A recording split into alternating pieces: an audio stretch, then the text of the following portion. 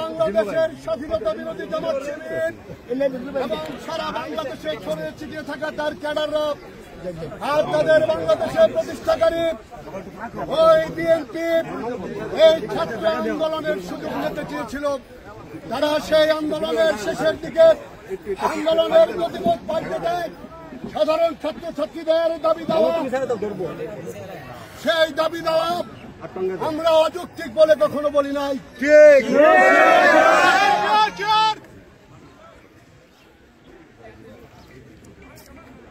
সেই দাবি দেওয়া কোর্টের রায়ে নির্ধারিত হয়েছিল। জননেত্রী শেখ হাসিনা সাধারণ ছাত্রদের পক্ষ নিয়ে গণপ্রজাতন্ত্রী বাংলাদেশ সরকার সেই কোর্টের আপিলের রায়ের বিরুদ্ধে তার উপরের যে কোর্ট সেখানে আপিল করে।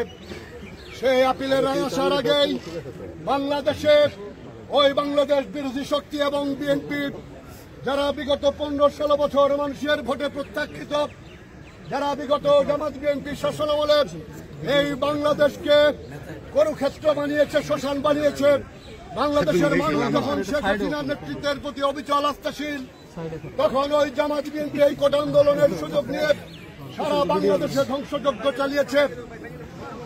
আপনারা লক্ষ্য করবেন তাদের লক্ষ্যবস্তু ছিল জননেত্রী শেখ হাসিনার উন্নয়নের যে সকল মাইল ফলক বাংলাদেশের মানুষের হৃদয় স্পর্শ করেছে।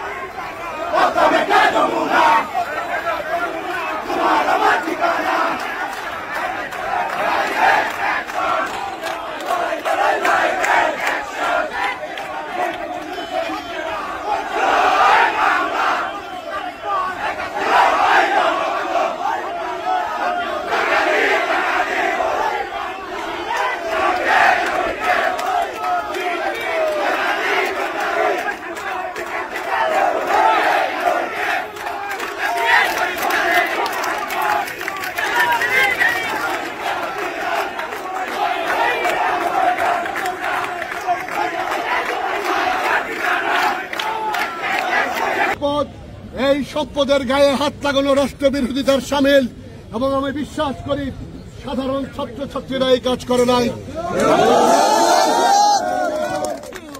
শুধু যদি মনে রাখেন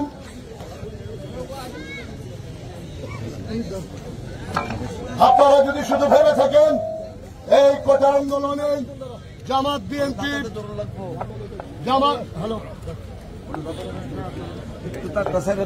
আপনাদের যদি মনে হয়ে থাকে শুধুমাত্র এই কোটা বিরোধী আন্দোলনে জামাত বিএনপি হস্তক্ষেপ করেছে,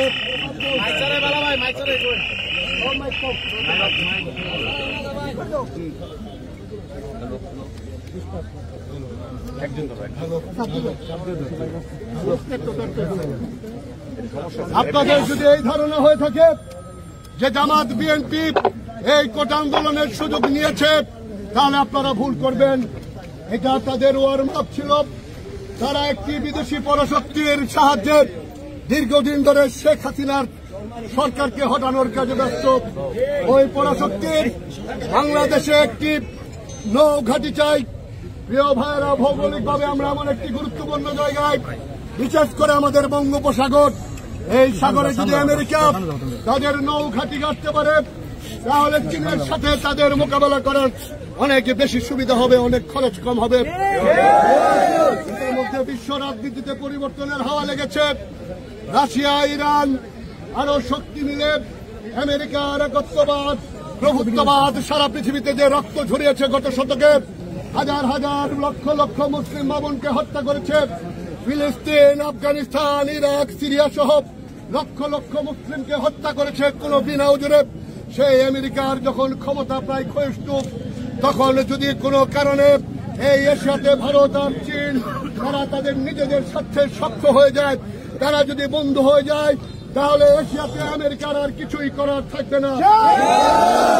এই ভয় থেকে আগামী নির্বাচনের আগে, আগামী আমেরিকার নির্বাচনের আগে, যেখানে আজকে হিলারি ক্লিন্টনের দল ক্ষমতায়, আর এই হিলারি ক্লিন্টন ওই বাংলাদেশের শত্রু, বাংলাদেশের মানুষের কাজে কোনোদিন এক অর্থ ব্যয় করে নাই। এই বাংলার মানুষ বন্যা দেখেছে, জলোচ্ছ্বাস দেখেছে, অসহায় থেকেছে, হাজার হাজার লক্ষ লক্ষ মানুষ বন্যায় না খেয়ে থেকেছে, তবুও কোনোদিন একটি টাকা অর্থ সাহায্য করে নাই। অথচ আমেরিকার নির্বাচনে তার প্রিয় বন্ধু হিলারির দলকে $20 কোটি সাহায্য করেছে ওই সুৎখোর প্রফেসর ইউনূস। শুষে আমেরিকায় নির্বাচনে ব্যয় করে ওই যদি মানুষের বাচ্চা হতো, সে যদি মুসলমান হতো, তাহলে তার আগে অধিকার ছিল তার দেশের মানুষের খেদমত করা। আপনারা এর সূক্ষ্ম কারণগুলি জেনে রাখুন। আগামী নির্বাচনে যদি কোনো কারণে ট্রাম্প জয়ী হয়, তাহলে হিলারির ক্ষমতা কমে যাবে, হিলারির ক্ষমতা শেষ হয়ে যাবে। আর হিলারির বন্ধু প্রফেসর ইউনূস বাংলাদেশের মানুষের রক্ত শুষে শুষে সারা পৃথিবীতে আমেরিকার তাবেদারদেরকে অর্থ সাহায্য করে, তার বাংলাদেশের রাষ্ট্রপ্রধান হওয়ার ক্ষমতা শেষ হয়ে যেতে পারে। এই ভয় থেকেই আগামী নির্বাচনের আগে আমেরিকার মদদে ওই জামাত শিবির বিএনপি বাংলাদেশে অরাজকতা সৃষ্টি করবে, লাশ বইয়ে দেবে। আমরা যারা বঙ্গবন্ধুর কর্মী, আমরা যারা শেখ হাসিনার কর্মী, আমরা লড়াই সংগ্রাম করে যারা এখানে এসেছি, আমরা জেল দেখেছি, বুলে বুকি নিয়েছি, হাজার হাজার নেতাকর্মী আছে যাদের গায়ে এখনো বুলেটের আঁচড় আছে, সেই কর্মীরা আমরা মাঠে আছি। ইনশাআল্লাহ আপনাদের বিএনপির পেছনের ওদের তাবেদার আমেরিকার এই স্বপ্ন বাংলাদেশের মাটিতে ইনশাআল্লাহ আমরা কখনোই পূরণ হতে দেব না। আন্দোলনের দাবি, বিশেষ করে ছাত্রদের দাবি যতটুকু ছিল তার চেয়েও বেশি অধিকার দিয়ে ফিরিয়ে দেওয়া হয়েছে। এরপরে থেকে যদি কেউ এই রাজনীতির মাঠ অঙ্গন গরম করতে চায়, তাহলে বুঝতে হবে তাদের পেছনে কোন ষড়যন্ত্র আছে। তাহলে আমরাও বলে দিলাম, আমরা শেখ হাসিনার কর্মীরা অন্তত ময়মনসিংহের রাজপথে বুক পেতে থাকবো।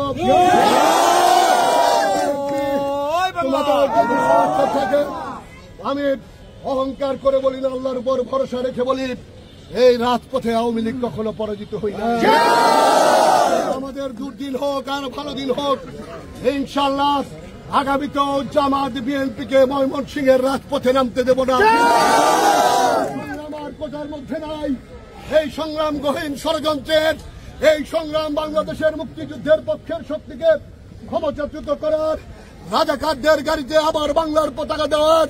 তাহলে যে শিশুটি মুক্তিযুদ্ধের ইতিহাস এখনো জেনে সারিনি, সেই শিশুর ভেতরে কিভাবে ঢুকিয়ে দিল তুমি কে আমি কে, রাজাকার রাজাকার। একজন মুক্তিযোদ্ধার সন্তানের মুখ থেকে আরেকজন মুক্তিযোদ্ধার সন্তানকে কোনোদিন রাজাকার বলাবে না। এই শব্দকেই বুঝে নিতে হবে। জামাত শিবির এই আন্দোলনে ঢুকেছে এবং তারা তাদের পূর্বপুরুষ, তাদের পিতাদের পরিচয় দিয়ে আমাদের তরুণ সমাজকে পরিচিত করতে, এই জায়গা থেকে যুদ্ধের মাধ্যমে না, মোটিভেশনের মাধ্যমে আমাদের সন্তানদেরকে ফেরাতে হবে। রাজাকার বাংলাদেশের মাটিতে কতটা ঘৃণিত, কতটা আলবদর রাজাকাররা আমাদের কতটা ঘৃণার পাত্র, এই স্বাধীন বাংলাদেশে তাদেরকে আবার সেই মনস্তাত্ত্বিক জায়গায় নিতে হবে। এই মনস্তাত্ত্বিক নেওয়ার জন্য লাঠি নিয়ে মাসে নামার দরকার নাই। আমরা যারা সমাজে বাস করি, আমাদের আশেপাশের সন্তানদেরকে শুধু মুক্তিযুদ্ধের সঠিক ইতিহাস দিলে হবে। এই প্রজন্মকে আজকে পথভ্রষ্ট করেছে হাজার হাজার লক্ষ লক্ষ সন্তান। আমি কে তুমি কে রাজাকার রাজাকার বলেছে, অথচ তারা বিশ্বাস করে তারা মুক্তিযুদ্ধে। জামাতের লক্ষ লক্ষ নেতাকর্মী ঢাকা এসেছে সারা বাংলাদেশ থেকে। এই আন্দোলনের সুকৌশলে শেখ হাসিনার একটি স্পষ্ট কথাকে বিকৃত করে সন্তানদেরকে রাজাকার বলতে শিখিয়েছে। আর আমাদের শিখাতে হবে, তুমি কে আমি কে বাঙালি, তোমার আমার ঠিকানা, তোমার নেতা আমার নেতা, মুক্তিযুদ্ধের হাতিয়ার, বীর বাঙালির হাতিয়ার, বঙ্গবন্ধুর বাংলায়, মুক্তিযুদ্ধের বাংলায়, জয় বাংলা, বঙ্গবন্ধু শেখ হাসিনার সকল পদক্ষেপের